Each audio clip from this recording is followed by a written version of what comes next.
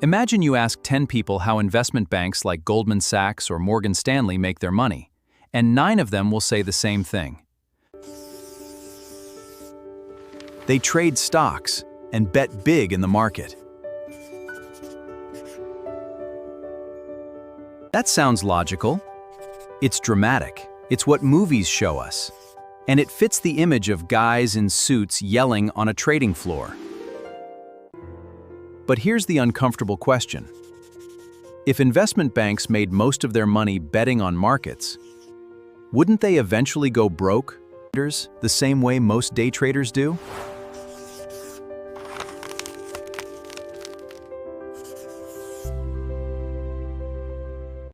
They don't. And the reason they don't reveals something most people completely misunderstand about how these institutions actually work. Welcome to Eileen Finance, where we break down how money actually moves, with data, not Hollywood. Let's use 2 people to make this concrete. Meet Marcus and Priya. Marcus is convinced investment banks are essentially giant hedge funds.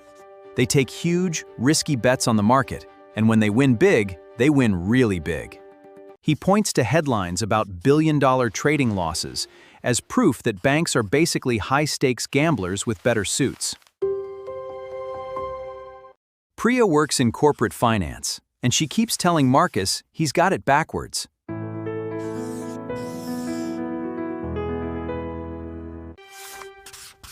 Trading isn't even the main event. It's barely the headline.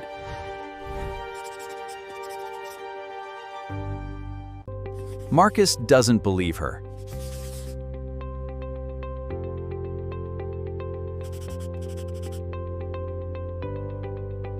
Trading floors are literally the most famous part of investment banking. Fanerally, the most famous part of investment banking. How could that not be?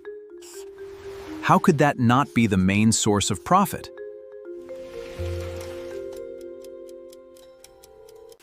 This is exactly the kind of assumption that feels obviously true, until you actually look at where the money comes from.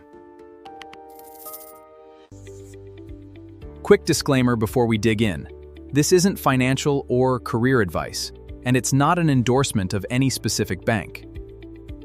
Everything here is based on publicly available information about how the industry is structured, not insider data.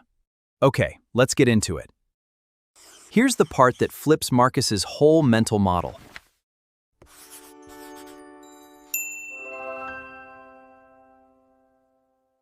Most large investment banks report their business in a few clear segments, and trading is often not even the largest or most stable source of revenue. 2 other categories usually matter just as much, if not more. Istenkri says Triu 30 Tetham. The first is investment banking fees, advisory work.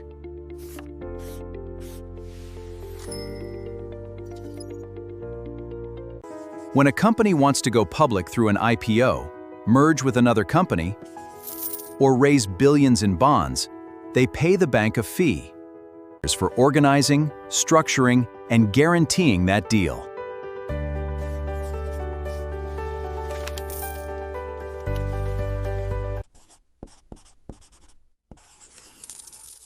This fee gets paid whether the stock goes up or down after the IPO. The bank doesn't need to correctly predict where the market goes, it just needs to successfully execute the deal.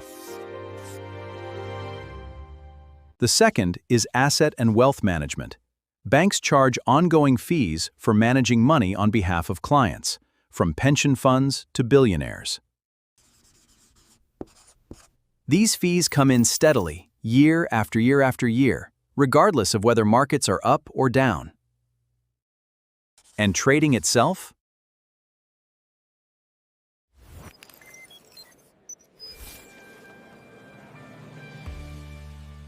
A huge portion of it isn't the bank making directional bets on where prices will go. It's market making.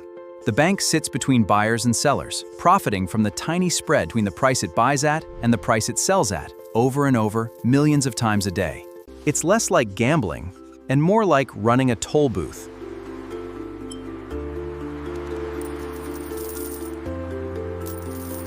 Marcus's mental image, banks as giant risk takers, hoping for a lucky trade, misses the actual engine of the business almost entirely.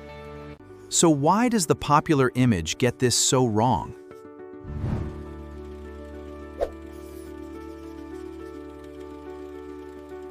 Think of it like a restaurant. You have the flash and the steady core.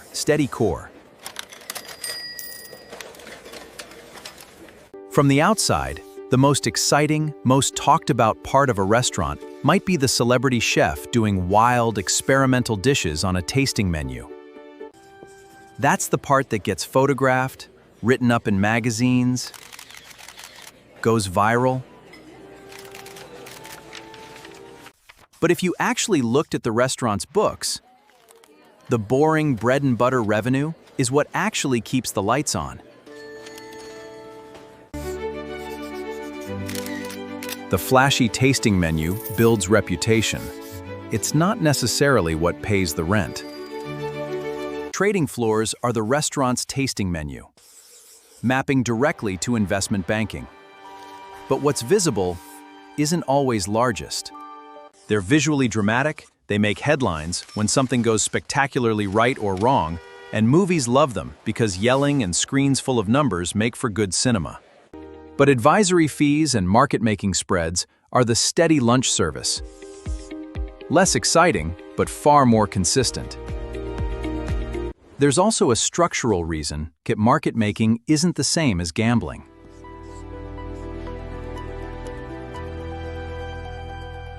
When a bank facilitates a trade between a buyer and a seller, it typically tries to offload its own risk almost immediately, sometimes within seconds, by finding another party to take the opposite side. The bank's profit doesn't come from correctly guessing the future price of a stock. It comes from volume, doing enormous numbers of these small, low-risk, and capturing a tiny spread on nearly all of them. This is exactly why occasional headlines about a bank losing billions from a trading position stand out. They're the exception that breaks from the bank's normal, much more boring, spread-capturing business model. If massive directional bets were really the core business, those losses wouldn't be shocking.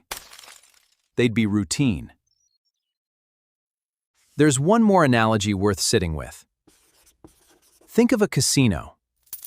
Think of a casino, but not the way Marcus imagines it. A casino doesn't make its money by hoping a particular gambler loses on a gambler loses on a particular hand. It makes money because the house edge, a small, statistically guaranteed advantage, plays out consistently across millions of bets, night after night. Individual outcomes are unpredictable. The aggregate is extremely predictable. Market making works on a similar logic. Any single trade could theoretically go either way. The tiny spread captured on nearly all of them adds up. The bank isn't trying to be right about the market. It's trying to be efficient at capturing a toll on volume. Now, let's be fair to Marcus, because his instinct isn't entirely wrong either.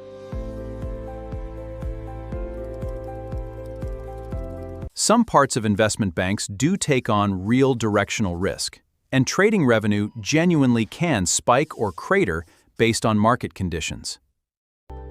Volatile years can make trading more dominant in a bank's earnings than it typically is in calmer years. It's also true that different banks are weighted differently.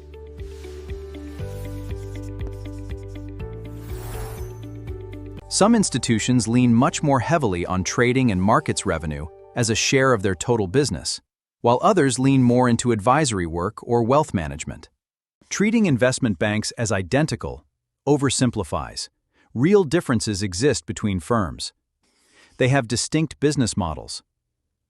And regulation matters a lot here too. After the 2008 financial crisis, rules like the Volcker Rule specifically restricted proprietary risk-taking. So it's not that trading risk doesn't exist at all inside these institutions.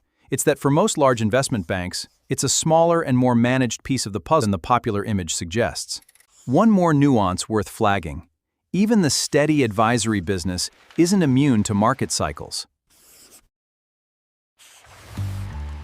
When markets are turbulent or uncertain, companies tend to delay IPOs, which means advisory fee revenue can dry up too, just on a slower timeline than a single bad trading day.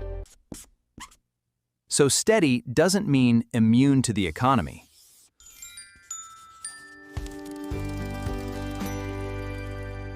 It means the swings tend to play out over quarters and years, rather than in a single headline-making afternoon.